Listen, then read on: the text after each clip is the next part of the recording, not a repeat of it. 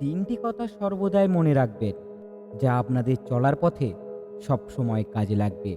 প্রথম, যে ব্যক্তি আপনাকে বিপদে ফেলেছেন, ওই ব্যক্তিকে কখনো ভুলবেন না।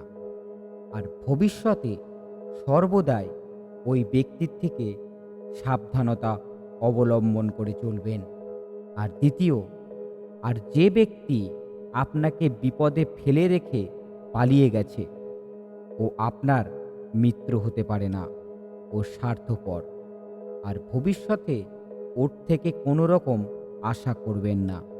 আর তৃতীয়, আর যে ব্যক্তি বিপদের সময় আপনার পাশে থেকে আপনাকে সাহায্য করেছে এবং আপনার মনোবলকে বাড়িয়েছে, এই ব্যক্তিই হলো আপনার জীবনের আসল মিত্র। একে আপনি বা আপনার কাছ থেকে কখনো যেতে দেবেন না।